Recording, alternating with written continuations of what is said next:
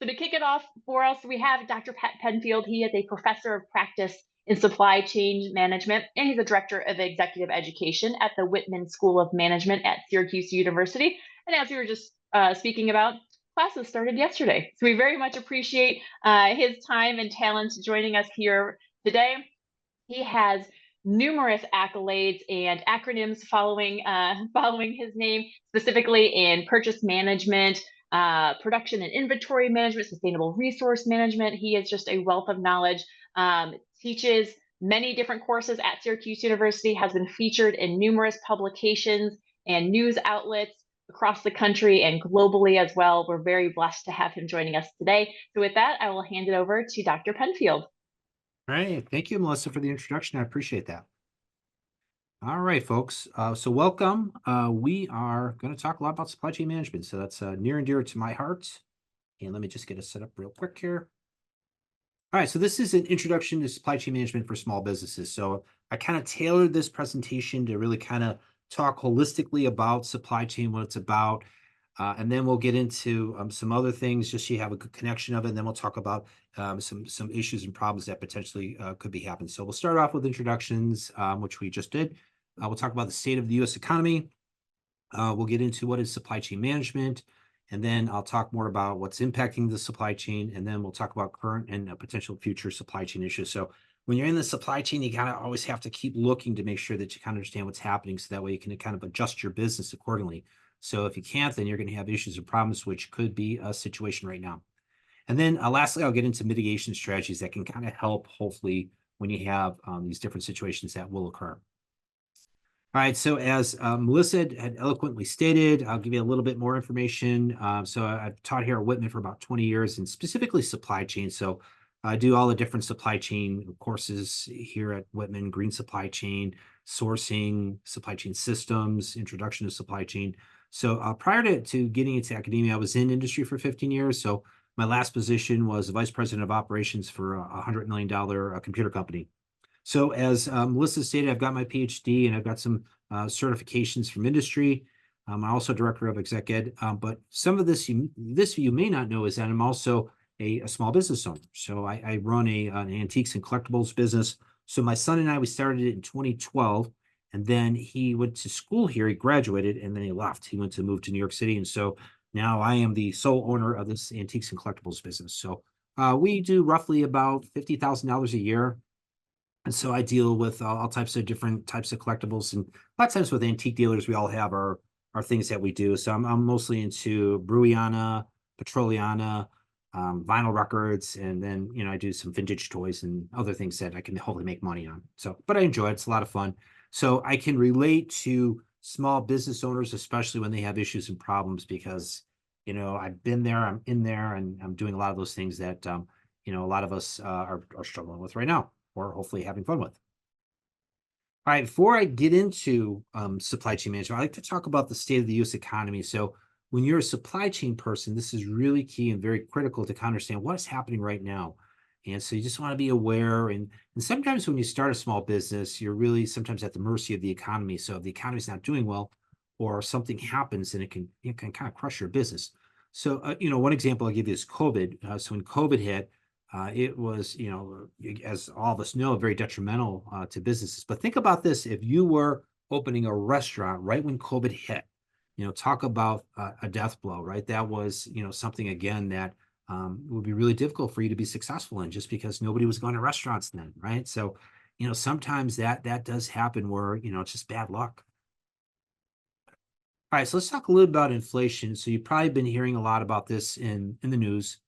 And so, we've had high inflation for probably past 3 years now. But now things seem to be going in a different direction, right? So as you can see, from March to July, now things are starting to drop. So inflation, there's actually two indexes that you'd want to be familiar with. There's the CPI, and then there's the PPI. So the CPI is the Consumer Price Index, and that's the price that we pay as consumers. And the PPI is the Producer Price Index. So they're not too far off. But again, if you're doing a business-to-business type situation, you'd want to look at the PPI index. That's the Producer Price Index, and that would give you an idea of what's happening. But again, very similar. And so, for us as a small business, this is again something that you'd want to look at, right? Because again, prices go up, and so you want to make sure that hopefully you kind of understand, what to do. The Fed has been trying to tamp down inflation, and so what they'll do, their mechanism to do that is actually to raise interest rates. So as a small business owner, this is kind of your dilemma, right? Is you want to borrow money, but the interest rates are really high, and they have been high, since probably since when COVID hit, right? And again, the Fed increases interest rates to kind of tamp down the economy, and then what will happen is the prices will drop. So what they're doing is working. So the issue that we are seeing is that, or what they're hoping for is what's called a soft landing. And so they're hoping that by controlling, basically these interest rates, they'll be able to kind of bring down prices, and that it won't cause the economy to go into a recession. And it's tough, to be able to do that, right? Because again, there's a lot of variables. And so far so good. Looks like we're kind of moving in that direction. But again, as a small business owner, this is important to you. You've got to be able to understand, what the price that you're paying. The one thing you'll hear me talk, and I'll probably talk a little bit about this a little later on, is volume. The more you buy, usually the better price you can get on what you're purchasing. So, this is kind of the situation that a lot of small business owners are in. All right, unemployment rate. Again, if you're a small business owner, this has been tough, right? So wanted to show you this real quick. Let me see if I can draw this real fast. Yeah, we'll highlight it. I want to show you what happened during COVID, right? So you can see here, unemployment was really high, right? And then through the years, past couple of years, you can see unemployment dropped, and it really started to drop in 2022. So 4% means we're at full employment. And so what does that mean? That means there's not a lot of people looking for jobs. So again, if you're a small business owner, this is kind of your dilemma, is, having to deal with this particular situation is, how do we, hire people? And so a lot of people have been kind of dealing with this particular situation and trying to figure out how to make it happen. That being said, if you look here, unemployment rate is going up. So as a small business owner, this is actually good for you, because that hopefully means that there'll be more people for you to pick, as far as out in the labor market. But, just talking to friends that own small business, it's been really difficult to hire good people. And so again, that's the situation or dilemma that we have in trying to make that happen. All right. Another thing is demand is slowing down. So, and again, this is something to be aware of. So this is an aggregate example. And so the ISM index, it's the Institute of Supply Management. It's made up of purchasing managers. So before ISM, it was known as NAPM, the National Association of Purchasing Managers. So this group, what they do is they do a survey with companies, and they say, hey, what do you see? What's going on? From your vantage point, are you having a hard time with lead times? Are you having a hard time getting, product? Is demand slowing down, or orders being canceled? And so this index, basically, if it's over 50, things are good from an economic standpoint. If it's below 50, things are not good. So what that means, usually that 50-point range, it's basically their survey index. If it's below 50, it means things are slowing down. If it's above 50, it means things are going up. So every month they publish the results of their survey. So they do the survey and they reach out to purchasing managers, and then the purchasing managers tell them what's going on, and that's how they come up with this index. And again, the 50% index. I'm gonna bring that up real quick. I want to show you this. And it's kind of an interesting report. And again, you have this, it's available. You can access this. It's free of charge. So you don't have to be a member of ISM. So they'll tell you, hey, what's going on. And if you remember, the manufacturing PMI, 46.8%. So not good. We want that to be 50%. So if it's 50%, it's good. And so they give you some highlights. They say new orders backlogs are contracting, production employment contracting, supplier delivery slowing. And so, they kind of talk about, some of the things that are going on. So it's an interesting, summary of what's happening from an economic standpoint, which I like. So I always like to see what's happening and what's going on. And so these are the industries that they look at. And I always get a kick out of what the respondents are saying. And, business is flat, demand continues to soften. And again, every industry is going to be a little different as far as the ups and the downs, right? So you have to take that into consideration also. So usually during recessionary periods, believe it or not, Walmart, dollar store, they do well because people are trying to save money. And so they'll go and, try to purchase things at a lower cost. This is an interesting situation also. The camping industry does better during recessions. And so the reason for that is because, people They don't have a lot of discretionary money, so it's just easier to go camping and buy camping equipment versus going to Puerto Rico or someplace else that you want to visit, which is kind of interesting to say the least. All right, so again, interesting report, kind of tells you a lot as far as what's going on. And they've got some other information. So here's another at the glance. And so you can see it's contracting. So the manufacturing sector is contracting. Now, if you're not in manufacturing, and some of you are saying, well, I'm not in manufacturing, Pat, I'm in services. They actually have a report for services. And let me see if I can find that. I may not be able to.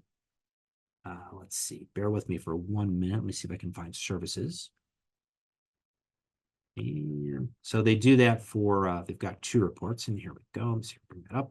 They actually have one for hospitals too, which is kind of interesting. So let's see, bear with me here.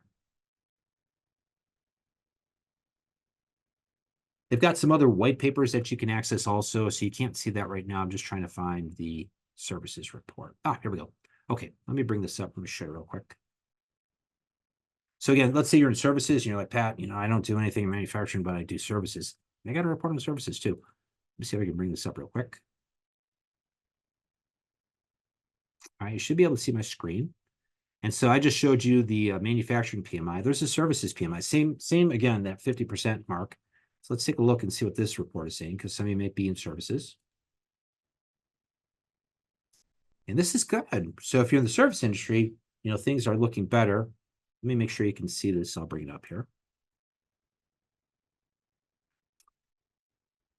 All right, so what this is telling us, it says services PMI 51.4%. That's good. We want to be over 50. And yeah, it seems like services is doing quite well. So very good for services. So again, if you're in the service industry, and this is the industries they look at. So if you're in agriculture, forestry, fishing, real estate, rental, leasing, these are the folks that they surveyed to get this information.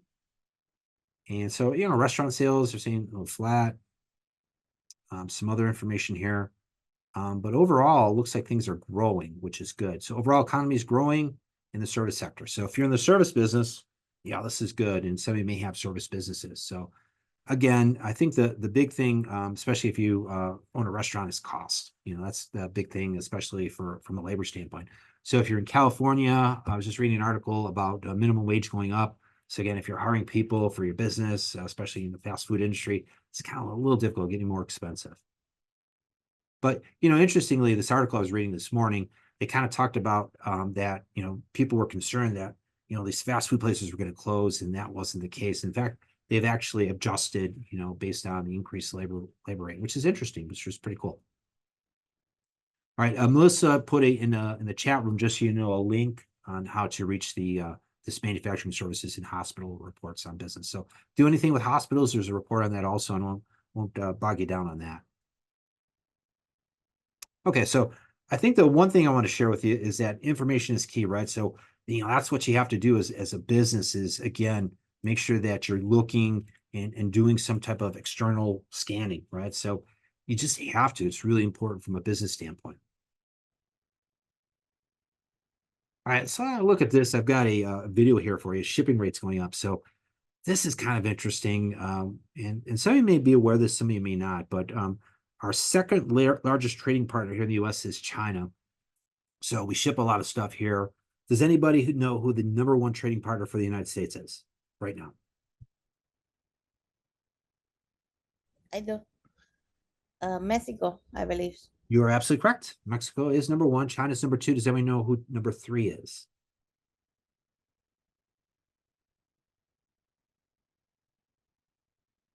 Anybody want to take a guess? They're close by.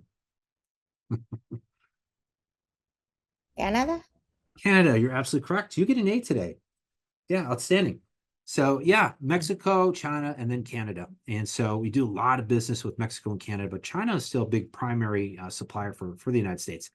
All right, that being said, and again, I'll just give you a little history and then we'll watch this video. So a lot of shipping happens. When COVID happened, shipping rates went way up, and that's because it was really difficult to ship stuff, right? Because everybody was sick. Ports were closed. It's just difficult for things to move. Some of you may know this, some of you may not, but 30% of the stuff that's shipped via air is in the belly of airplanes and passenger planes. So, that's something I learned, when we were going through this COVID situation. So when there weren't planes flying, shipping rates went up from an air shipping standpoint. So, and that's, how really dependent we are on the airline industry. So again, if they're not, people aren't flying from city to city, and stuff's not being shipped. A lot of stuff's not being shipped. 30% of what we ship again is in those passenger planes. Okay. So when COVID hit, rates went up, and then thankfully rates went down. And so we're like, oh, okay. So now everything's kind of normalized. And then all of a sudden we had these Houthi rebels. They were attacking, folks around the Red Sea, right at the beginning of the Red Sea. And so some of you, again, may know this, some of you may not. Suez Canal handles 12% of global sea trade. So if you're shipping stuff from China to the East Coast, usually that's the path that you go through. You go through the Red Sea, you go through the Suez Canal, and then you go to the East Coast. And so when the Houthi rebels started attacking ships, everybody stopped and said, we're not going through the Red Sea, we're not going to the Suez Canal. So what we'll do is we'll go around the Cape of Africa. That being said, it added weeks to travel, cost more money because ships were getting tied up. And then we saw, the rates go up even more, which was, again, very frustrating. So let's watch this, and then we'll get a better idea what's happening with freight rates right now. So let's watch this.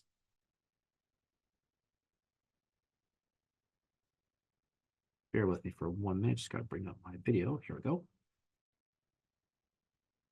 And I just want to make sure that you can hear it. There we go. Okay, so this was about 2 months ago, and still, sadly, they're going up even more. So watch this, and it'll give you an idea what's happening. Threats and continued attacks in the Red Sea, shipping rates are up thousands of dollars. It's costing $7,000 to ship from China to Europe and $8,000 from Shanghai to New York. These high costs are creating great economic anxieties and prompting inflation throughout the nation, mirroring the early years of the pandemic.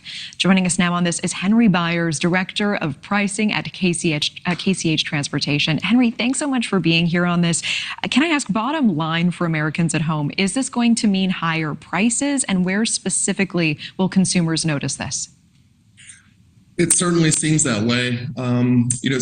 Seeing as how these container rates have increased so dramatically, we're looking at global container rates being up over 240%, but specifically the rates here to the U.S., whether it's the East Coast or the West Coast, have gone up, like you mentioned, thousands of dollars. And it certainly seems like that's going to translate into quite a bit of congestion here in the U.S., and which will certainly translate into these surface side modes of transportation, most notably truckload transportation. So, and that will impact all the goods that transport in those trucks, which we've estimated that of containerized imports, 70% or so end up in a truck in some form or fashion at some point in time in their life cycle. So we're looking at most of the things that were impacted by that, like you'd mentioned, that post-pandemic or during the pandemic with all the stimulus, the things that were most impacted during that time look well positioned to be impacted by those price increases as well. So are we talking about things at the grocery store and just everyday goods like that you would find at Walmart, furniture, everything else?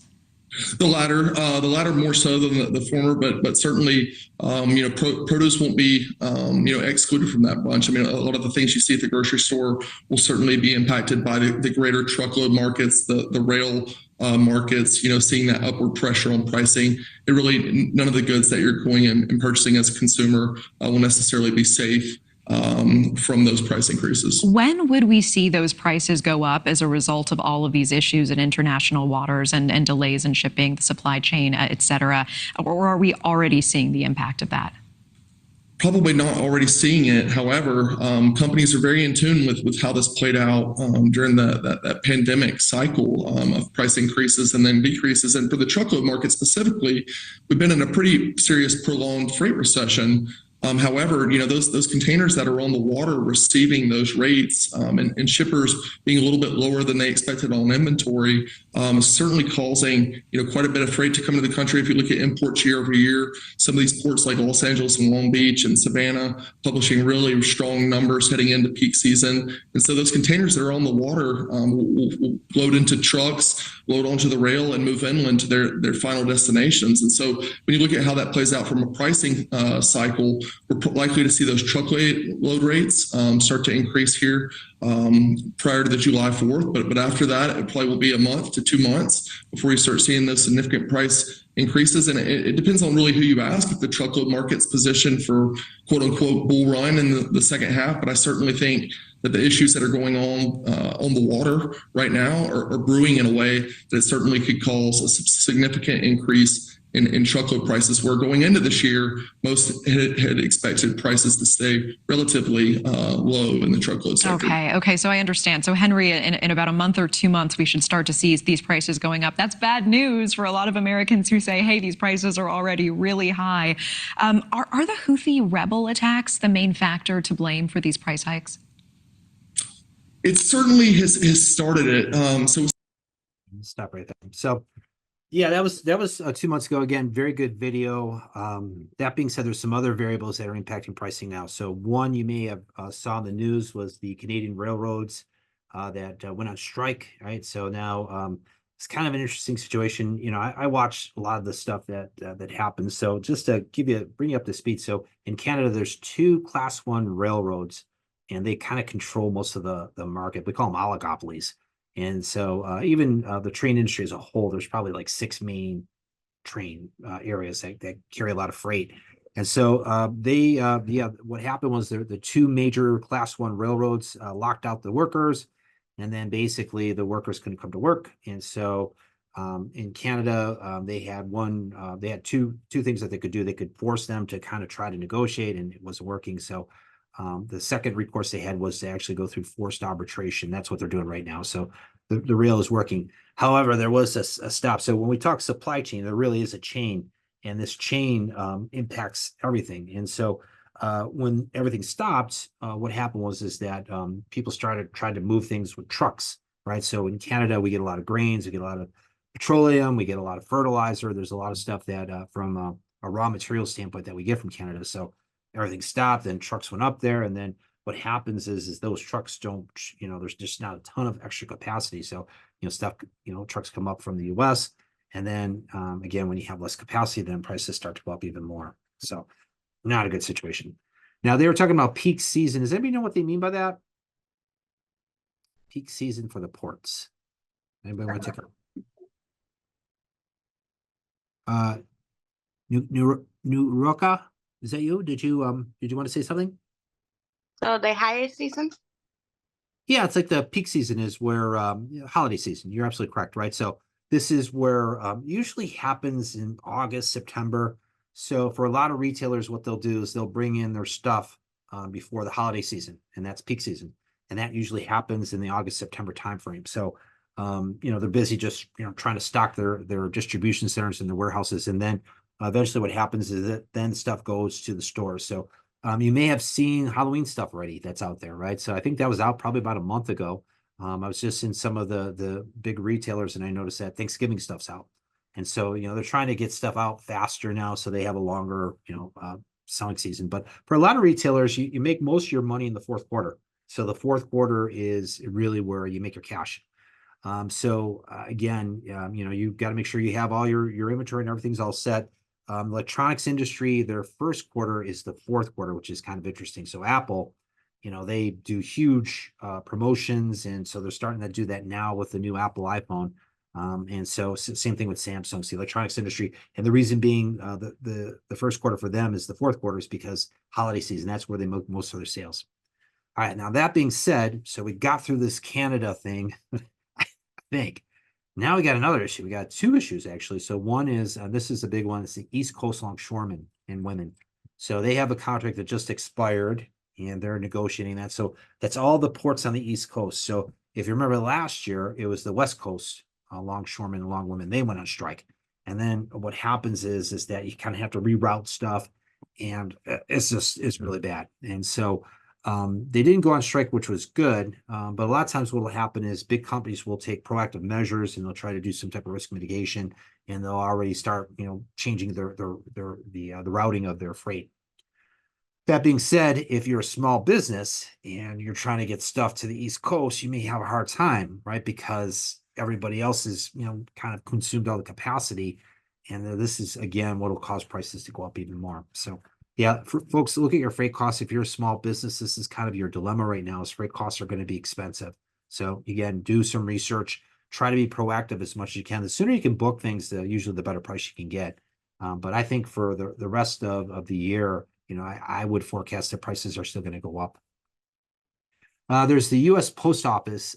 They can't strike by law, but their contract is coming up also. I think it's the next month or so. So even though they can't strike, doesn't mean that they can't do things to slow down things, right? So I know there's a lot of animosity between the union and management. So that's something else to look at, especially if you're a small business and you use the USPS. All right, I got some stuff in the chat room. Let me see. I just want to make sure there's anything going on. Oh, product. Somebody just said some stuff. Okay, cool. All right, let us move on. All right, so again, if you have anything to do with freight, just watch this because again, as a small business, this could cost you some money, right? So we'll talk a little later on how to mitigate that a little bit. All right, recession.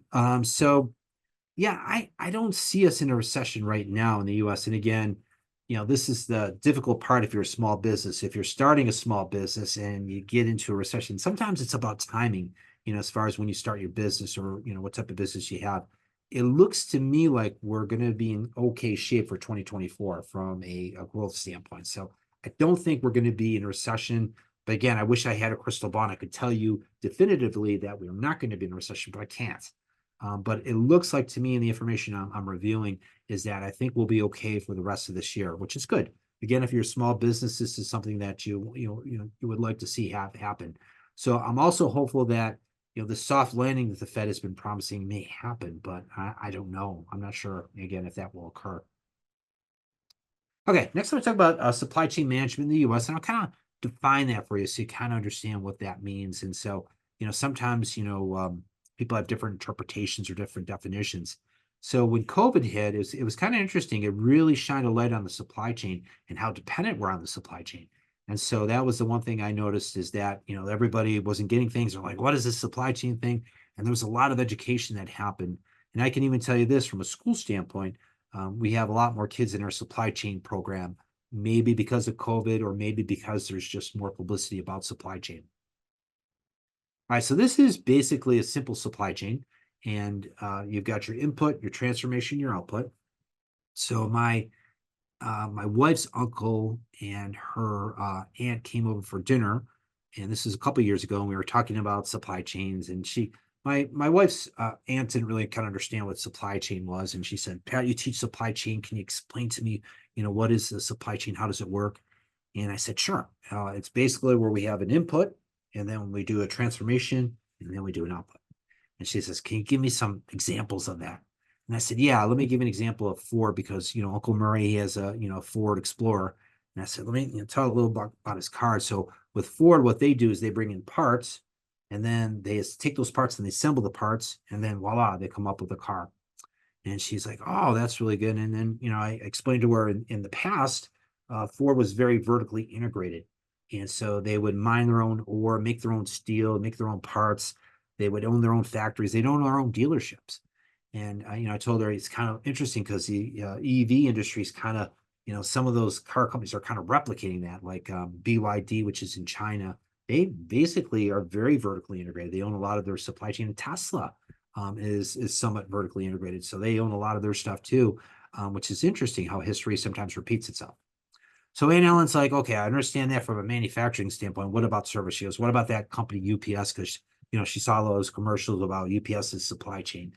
And I said, "Well, UPS has a supply chain too. So if you go to the UPS store with your box, UPS will take it. They'll measure it. They'll weigh it. They'll ask you, where's it going? And then they'll give you a price. And then the box will be put on a truck. And then UPS will take that box and they'll move it through. And that's the transformation aspect, right? And then they deliver it to you, and that's the output." And so she goes, "Great. I kind of understand what supply chain is," right? So this is, basically what the supply chain means. All right. So I tell people supply chains are like snowflakes, and I think that's an appropriate analogy to use because I live here in Syracuse. Does anybody know what I mean by that? Supply chains are like snowflakes.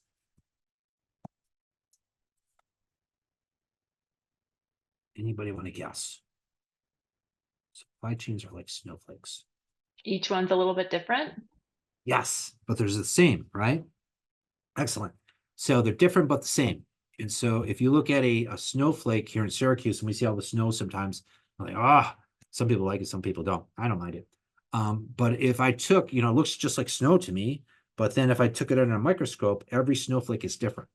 So supply chains are similar like that in industry where they're the same but different. So I've worked in 5 different types of industries, and there's nuances within those industries, but the supply chain is the supply chain, input, transformation, output. So again, similar but different. So the formal definition of supply chain is we transform inputs, outputs, we add value to the customer, for the customer at the lowest cost, right? We want the highest quality, lowest cost. And then again, as a small business owner, this is really key for you is how do you deal with these costs? And so your dilemma is when you deal with large corporations, a lot of times, they're looking for low costs, so they, are trying constantly to do that. So some of the corporations that you might work with, if you're a small business, may have what's called supplier development. So they may work with you and they might say, you know what, Eric, we're going to work with you and we're going to, try and reduce your costs. And then you in turn will give us a lower cost, right? But by, us helping you, you can also use that to your advantage and use it with other, customers. And so, that's a nice thing when you deal with some of these large corporations that have supplier development. But anyways, this is ideally what we're striving to have happen is, again, input, transformation, output, highest quality, lowest cost. And so if we can get that, that's good. Now, your dilemma as a small business is you're sometimes focused on sales, right? You're like, you know what? I hear what you're saying, Pat, but man, I've got to keep the money coming in. I've got to make sure from a revenue standpoint that I'm getting what I need. And so I spend a lot of time on marketing and trying to, develop the business. So this is one thing where I tell small businesses, you got to look, there comes a point in time when you do have to look at the supply chain and you have to look at your margins, right? And the goal is hopefully to increase our margins, not see our margins shrink. So as a small business owner myself, sometimes I deal with that, where I look at freight or if I'm buying stuff and I try to, make a couple stops versus just one stop, especially if I'm going to, someplace that's remote. All right, I'm going to talk a little about the supply chain triangle. So when I was in industry, I had a boss and I worked for the Raymond Corporation, which is now part of Toyota. And so my boss, he brought me into his office one day and he said, Pat, I got an opportunity for you. And anytime you hear that term, I've got an opportunity for you, that usually means work. So he said, Pat, our customer service is good. So that's the top of the triangle. And so in warehousing, a lot of times you measure customer service with fill rate. So if your fill rate is high, that's usually good. And so our fill rate at that time was 95%. So that means basically if you ordered 10 parts from me, I could fill 9.5 of those parts. So the other 0.5 I wouldn't have, right? Maybe because it's, I just didn't have an inventory. But 95% from a customer service standpoint is pretty good. Ideally, the better your customer service, the ideal situation. So, we were talking, my boss and I, we would do these dealer conference calls. So we would talk to our dealers. And, sometimes you can get a feel for this to see if it's accurate or not, just by listening to, to your customers. And we felt that that was actually reflective of, what our performance was. So our dealers didn't have an issue, but they still complained. And they said, you know what, you don't have all the parts that we need. And, my boss, he would get upset and he'd be like, we have a lot of parts. And so this is the other side of the triangle is inventory.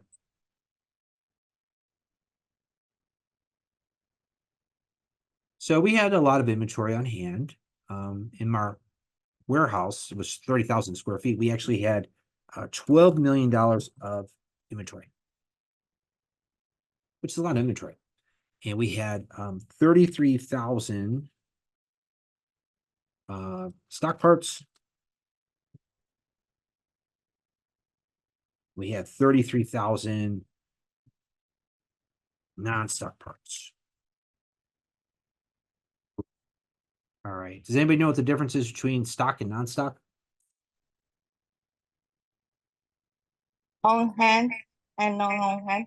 Yeah, you're like my A student. You're doing fantastic. All right, she's absolutely correct.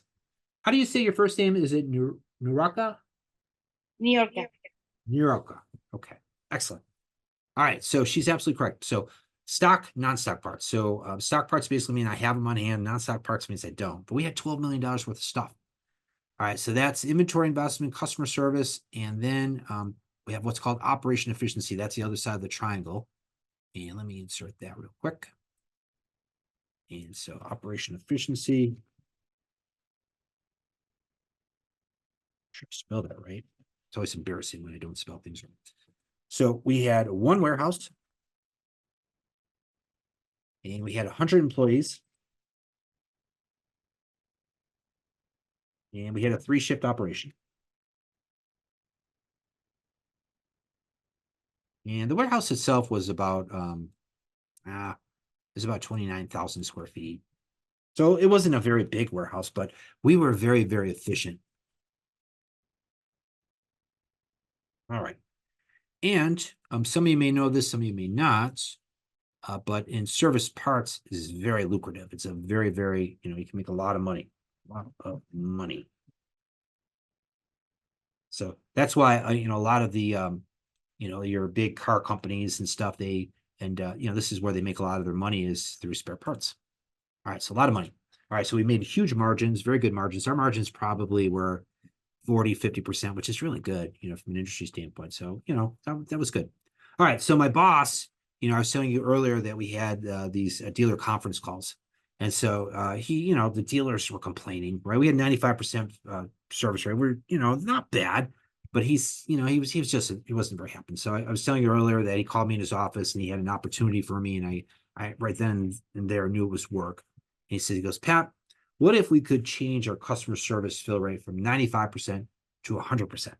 Do you think our dealers would be happy with us?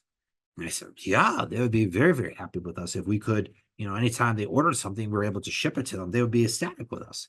He goes, I agree with you. And so here's what I'd like you to do. I'd like you to, start a project, and I want you to think about how we can get our customer service fill rate to 100%. So if we get to 100%, our dealers would just love us. They'd be very, very excited about doing business with us. Our dealer conference calls would go really well, and they'd be happy. So I want you to come back in a month, tell me how to do this. How can we, get customer service to 100%? I said, okay, I'm up for the challenge. So I went ahead and did that. So I got an intern from Syracuse University, and I worked with the intern, and we, came up with the plan. So reached out to my boss about a month later, and I said, I've got it. I've got the plan. This is how we can get to, 100%. All right. So we sat down, and he goes, please, I'm all ears. I want to know, how do we get to 100%? And I said, well, we're going to have to bring in more inventory. And he goes, how much more? And I said, well, because we got all these not stock parts, we're going to have to bring in $36 million worth of inventory. I said, if we have that, I think we can get, cover all the non-stocks and stocks. And I think that'll be good. He's go on. What else? He goes, well, I said, instead of having one warehouse, we're going to need 3.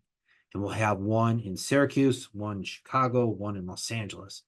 And I said, instead of, 100 employees, we're probably going to need 300 employees. And we'll have a 3-shift operation, and we can ship anywhere. And I think for the most part, we should be, really good from a customer service standpoint. Okay, so I suggest that to my boss. What do you think my boss said?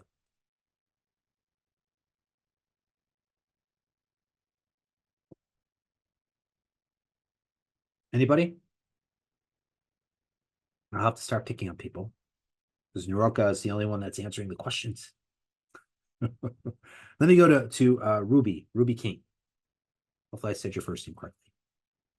What do you think my boss said, Ruby? Are you there? Yes, I'm here. I was trying to find my little button. Yeah, no worries. I I said $36 million in inventory, 3 more warehouses. What do you think he said?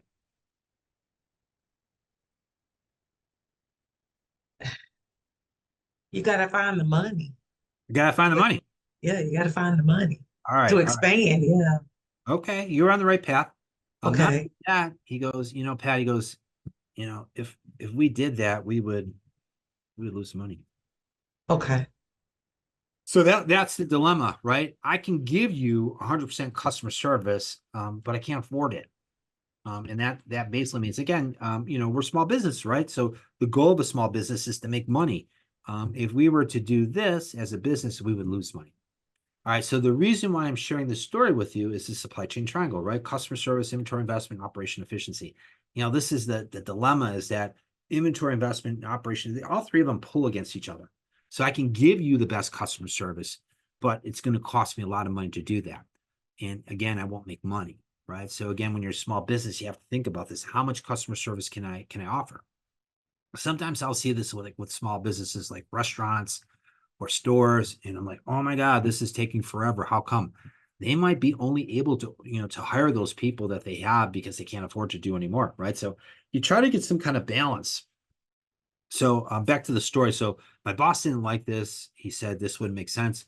Go back and figure out another way. So, the highest we ever got from a customer service standpoint was 96%. And so, and we tried everything. We tried different things. And that's the other thing, when you're a small business or a business, you got to try things, right? And so again, the goal was to offer the best customer service. So the better your customer service, usually better the sales are, right? So when you have bad customer service, people remember that. And that's a dilemma that you have, is, again, how do you mitigate that? And usually you can do that from efficiency or inventory investment. So you kind of have to figure out ways to make that happen. All right, let me move on.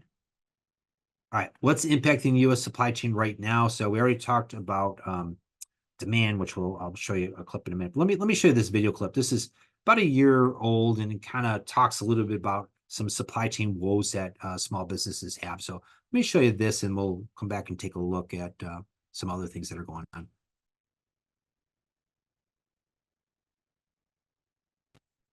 Bear with me for a minute. Just got to bring up.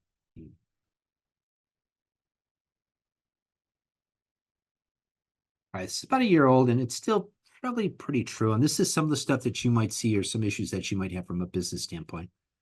And let me just make sure you can hear this and see this. All right, we're good. And let's watch this. Many small businesses are struggling with rising costs and supply chain problems. They're making tough decisions to stay afloat. I talk with a local family-owned business about how they're adapting and what keeps them going. Done maybe about 200 events this year. Big, bold, and Pinoy proud. This Filipino-owned family business based in Rancho Cordova is all about heart. I do this in the evenings and on the weekends, and I wouldn't change it for the world. I absolutely love working with my brothers and my mom. Niyama Design Studio makes stickers showcasing Filipino culture through language, food, and catchy phrases. It was founded 2 years ago by Jen Nadoy, a single mom of 4. Each and every one of us has got a different personality. And when our customers come into the booth, they are welcomed and they're accepted. But inflation is making their labor of love even harder. The rising costs has kind of just really hit us actually pretty hard the last couple of weeks. A new report this month by the National Federation of Independent Businesses finds inflation, supply chain disruptions, and labor shortages continue to limit the ability of many small businesses to meet the demand of their products and services. The cost of paper has just absolutely skyrocketed. This is also cutting into their bottom line. We're really having to think about what designs are going out. They're not alone. According to the report, 31% of owners recently reported that supply chain disruptions have had a significant impact on their business. There are certain times where we can't find a product, like we use special paper and we use special laminate, and it's just so tough. And being a smaller business, we've got to go through, the big box stores, and if they don't have anything, we're, scraping the bottom of the barrel. The Sacramento Asian Pacific Chamber just released its 2022 AAPI-owned holiday gift guide. It features 30 local AAPI-owned businesses with links to their websites and social media. Niyama is one of them. Their stickers, by the way, cost under $2. We have a list of locations where... Okay. Wanted to show you that so you can still see that's still an issue with a lot of businesses. Again, labor, price increases, and demand, right? So this is kind of our dilemmas as small businesses, again, trying to survive, right? So a lot of times that usually is what happens when we go into recessions. It's about survival mode. And then what you're trying to do is stay in business, stay afloat until, demand starts to grow again, right? And so that's, again, a lot of times that's the approach that you would use if you were a small business. So again, we talked about demand slowing down. I'm not saying for all industries, right? But we know manufacturing-wise, it's slowing down. But if you're in services, it's still pretty healthy, still pretty good. I think part of it is maybe just the pent-up demand that we have with COVID. People have more discretionary income. People are traveling more. People are still, going out to eat. But again, if you're a small business, this is kind of the issue problem that you have. So one thing that some small businesses have been doing to kind of mitigate price increases is kind of reduce the amount of what they sell, right? So we call it shrinkflation.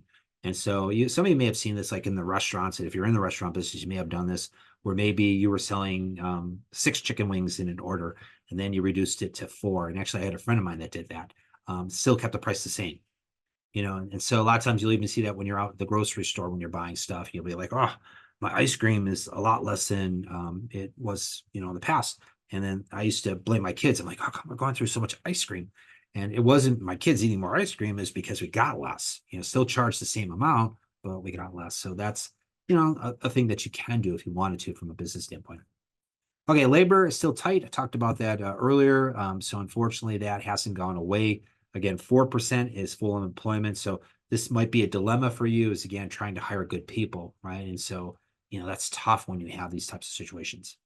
All right, here's another thing that's been impacting, businesses is weather events, right? So some of you may be seeing this right now. And I always tell people this, especially small business owners, when you are in business, watch the news, because the news, usually they'll tell you what's happening. And there are some weather events that are going on right now, and you're going to see even more weather events in the future. So you'll see, snowstorms, tornadoes, hurricanes. We're seeing a lot of flooding, monsoons, droughts.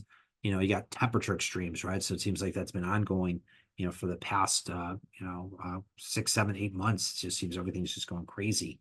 So this is kind of a cool picture. Lightning bolt that leapt across 3 states in 2020, which is kind of neat. All right, here's another thing you have to be worried about if you are a small business: is cybercrime. There's a lot of it going on, and so unfortunately, this is one of the things that you have to think about. So this is one stat I got. So a lot of small businesses are unprepared to defend against, and so you can lose $200,000, and then once you get hit with some type of cybercrime, 60% go out of business within 6 months. So yeah, not a good situation, right? So this is something we'll talk a little bit later on about how to try to hopefully mitigate that. But be aware, there's people trying to infiltrate your systems, trying to hold it hostage, have you pay some type of basically a ransom, to get your system back, which is not good. So we call it ransomware. All right, let's talk about some potential mitigation strategies in 2024, some things that you potentially could do if you're a small business. And again, I can't give you all the answers, but I'm going to give you 4, and hopefully these 4 will help you, as you're progressing and as you're running your business, right? So diversifying, building relationships, coming up with contingency plans, and then looking at technology, right? So, that's the nice thing, is that technology, I think, is getting a little easier to use, and I'll talk about that in a minute. All right, so diversify, right? So when we diversify, it gives us more opportunities, especially, when we're in business. When you have too much business concentrated with one customer, you're putting yourself in kind of in a bad situation. And what I mean by that is, if anything happens to that customer, then you're going to be in dire straits, right? So, ideally, my rule of thumb, especially as a old purchasing manager, is I really didn't want to be more than 20, 25% of my supplier's business. And the reason being was, some of you might say, well, you should be 50 or 75%, you can get a better price. Well, I could, but then if anything happens to me, my supplier could go out of business. And I actually have had that happen to me in industry, which wasn't good.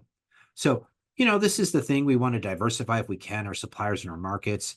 Some of the big companies, what they've done is they've diversified, trying to find suppliers in different regions of the world. I think the pandemic kind of showed them that you can't be just in one area of the world. You kind of have to spread out, because, COVID, we saw that, it was moving in different areas and struck different countries at different times. It's the same thing with climate change. In climate change, we're having that same issue, where again, there's climate change situations that are going on.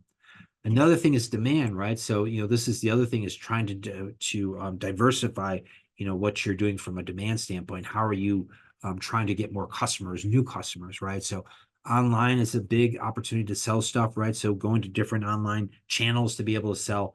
And then there's this thing called the omni-channel. So some of you may have heard of this, some of you may not.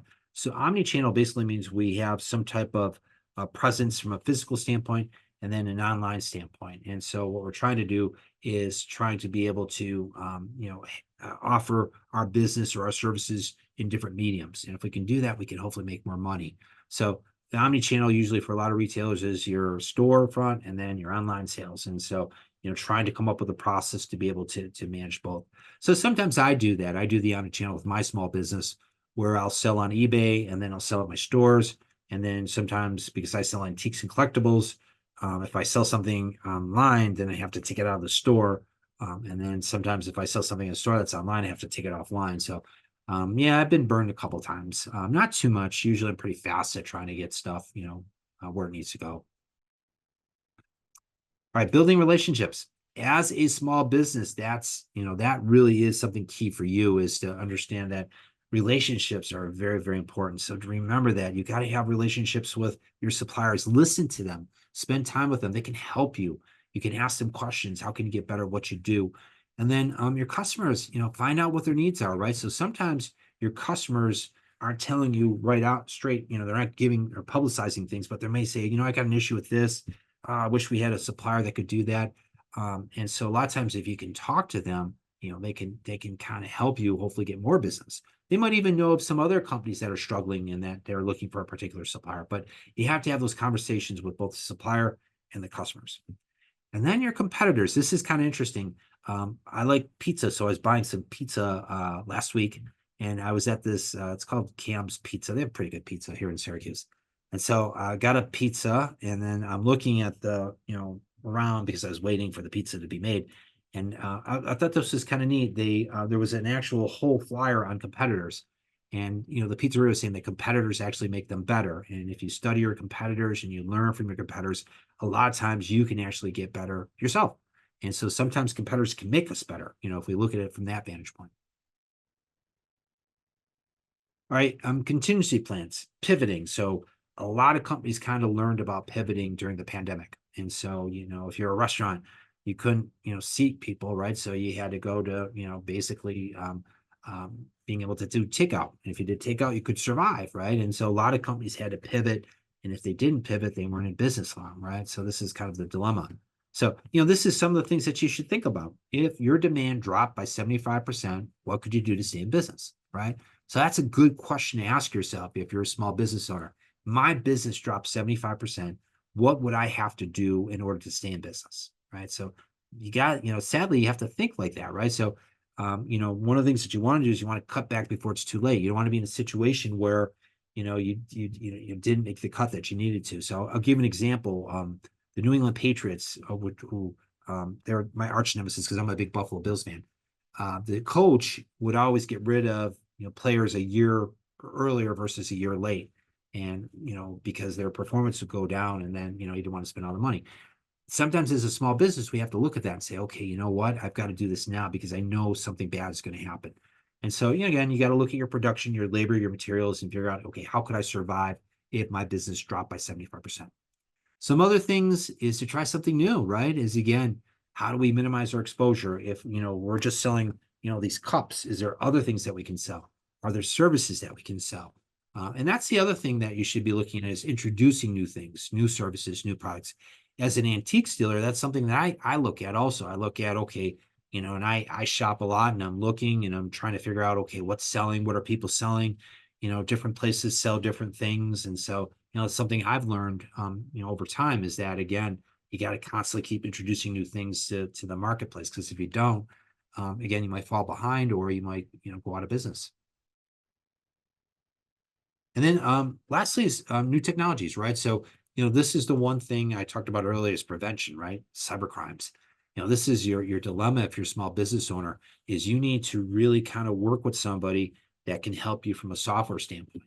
Because if not, you could be in a bad situation where, again, you could have some type of ransomware, something that could put you out of business. So, partnering with a software company, some type of company that can protect you, like a LifeLock or, some of these other businesses, that's really what you want. Or working with a company that hopefully has as an interface that can actually, you can snap into your business. So that way you don't have to worry about the IT aspect of it.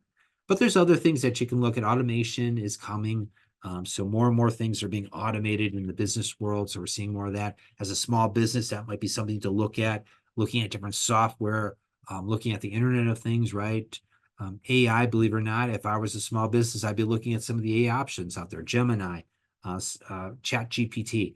Those things actually can help you when you're trying to come up with solutions to issues. So, you try anything, right? We want to make sure that hopefully, again, it makes sense for our business. And so, we have to constantly evolve. And that's what I tell people. You don't have to change.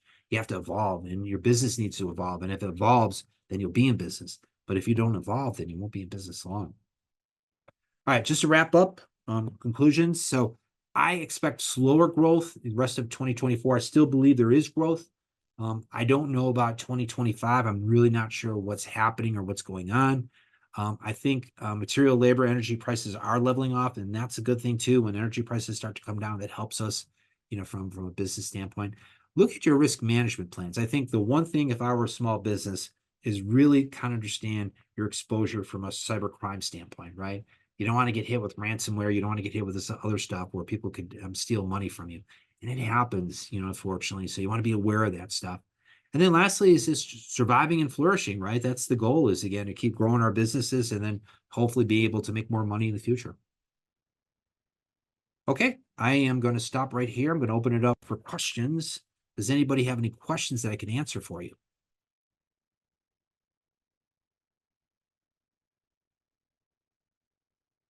Also quiet. I have a feeling that the questions are going to roll in later this afternoon, as is traditional. So if you do come up with some questions, feel free to email us. Just let us know. We'll get in touch with Dr. Penfield and get some answers for you, point you in the direction of some additional resources. Feel free to put something in the chat if it does come up as well, and we can get that addressed for you. Thank you, Dr. Penfield. Very much appreciate your time, appreciate your expertise and being here as well. There's a couple links that were thrown into the chat. We'll be sure to include those on the recap email that comes out along with the recording for this presentation. And again, as a reminder, this is the first of a series of webinars that we'll be hosting on Tuesdays, same time, same bat time, same bat channel. We'll talk more about that in just a second. I want to get back. There's a question coming in. Is there any supply chain crisis going on now we should be aware of? Yeah, the big one is the freight. So freight is probably what would impact you the most.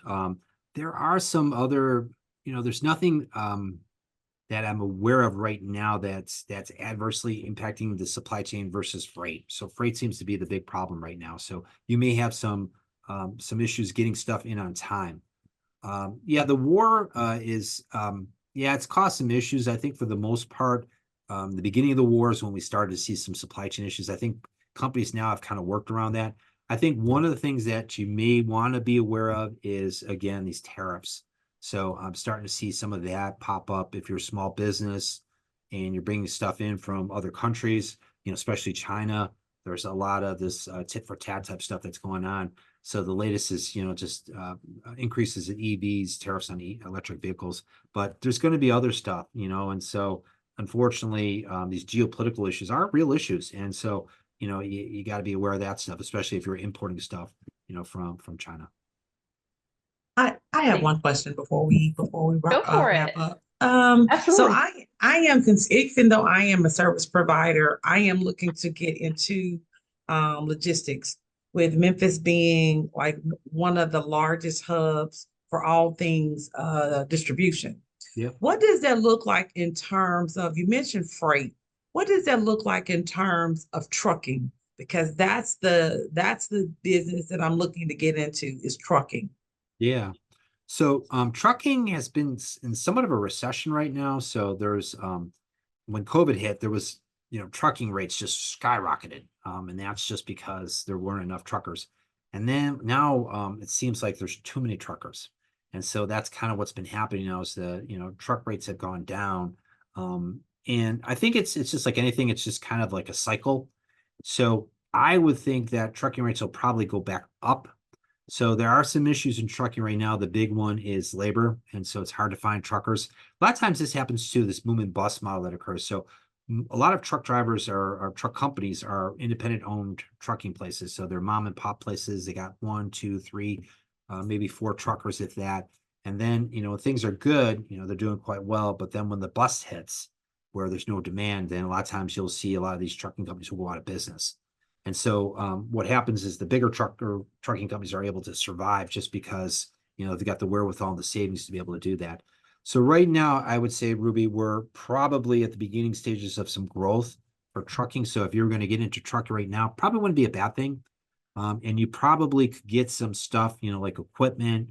You probably could get some good prices on that. So I would think we're probably, trying to move up. That being said, it all really depends on the economy. If the economy keeps growing, I think trucking will be in great shape. I think it'll be a good time to get trucking. However, if the economy does poorly, then I don't know if there will be a big opportunity from a trucking standpoint. Okay. Yeah, I have right now someone is retiring and they have a FedEx route with 12 trucks, their own mechanic and everything. And so I was considering, because we've been in conversation, so I was considering looking at acquiring their routes and their trucks. Yeah. I think if I were you, I'd do some due diligence on their customers, see how healthy they are, right? So if they're customers that, we kind of talked about here, if they're not going to be doing well, I think that's one thing is try to understand that. Maybe get some projections of what's been going on the past couple of years to see, how much revenue they've been generating, per customer. And I think that's the big thing. How healthy are those customers that they're servicing right now? Okay. Yeah. Okay. Great feedback. Great question. Any other questions for today?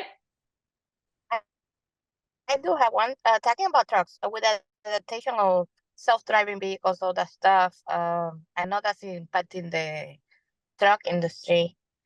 How accessible that going to be to a small business? Yeah. It's, because it's pretty expensive. yeah, that's a great question. So it's coming. So here's the situation right now. So autonomous trucking, that's where you don't have a driver. In some states, you're seeing more of that. Right now, there's no federal legislation that covers it. So you can't go from state to state to state within the United States. You can stay within a state, and we're seeing a lot of the state regulations.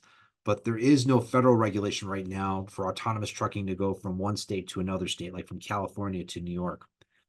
So that's one thing that's got to get resolved. The federal government's got to get involved and kind of, set some rules and some regulations and some legislation on, how are we going to deal with autonomous truck crossing state boundaries or state lines. But you will see states are getting, more, I think, California, Texas, some of the states out west are doing more with autonomous trucking. The dilemma is this, is that autonomous trucking works well if you're on a highway, if you're on a freeway. Because it's really it's conducive to that. But if you go into a city, that's where you have issues and problems, and that's where autonomous trucking is struggling with. The issue is that in a city, when you go into a city, the system can't kind of understand all the different things that are going on. So that's why we haven't really seen that take off yet. It's coming. It's just the developers are struggling with trying to take an autonomous truck into a city. There's just too many variables that are impacting adversely. So I've heard some issues with the lidar that they use for the radar, that bugs actually cause issues sometimes too. So we're a little ways from that, but there's ways to work that, to get around that. But I think in the next 10 years, that's when you'll start to see more of a transformation, that type of business. Like where they have a pilot, but the planes are. Oh, I'm sorry. I didn't hear your question. Can you say it one more time? So it'd be kind of like the aviation where the planes are automatic, but they still have a pilot there for takeoff and take on. Excellent. Yes, you're absolutely correct. Yeah, absolutely. So you're still going to need that. There's this thing called platoon technology where you can actually have one driver who can manage like 3 or 4 trucks. The trucks are all in a row. But yeah, absolutely. I could see another way. This is kind of interesting from a business model standpoint. Maybe Ruby would be interested in this, but you could have autonomous trucks, go on the highway and then they stop like at a truck stop. And then maybe somebody comes to pick up the trucks and then drive them into the city, so I could see those, some kind of like steps within the supply chain where that would make sense until the technology can go, where it needs to go. So I think that's probably some of the things that you'll see. You'll see some interim steps, until the technology, is fully developed to be able to, go from customer to, or supplier to customer or vice versa. Yeah. Any other questions? Excellent. Well, thank you, Dr. Penfield. Really appreciate it again. Insights. There's a lot of moving pieces certainly involved in supply chain, especially sector. So very again. as I mentioned earlier, so we'll have more on private sector procurement. So how to create a winning first impression with your brand. So talking specifically about brand management on, so how do you stand out? And we'll cover both your personal, you as a small business owner, your personal brand is an extension of your business. So we'll be covering both aspects of that. We'll also later in talking about pitching your business, how to pitch yourself in front of these suppliers. So it is the month of the year for open call for our friends at Walmart. Many opportunities to pitch yourself in front of potential suppliers, whether it's at a conference, even just might have a local meeting with someone or at a big event such as open calls. We'll talk more about how to pitch yourself in your business. Then we'll also be hearing from success owners, both product and service owners, how they navigated the corporate supply chain, how they found success, and some of the tricks that they can offer, maybe things to do and things not to do, lessons learned from their experiences as well. So if you are missing any information, you can go back and refer to it later. Have a great day, everyone.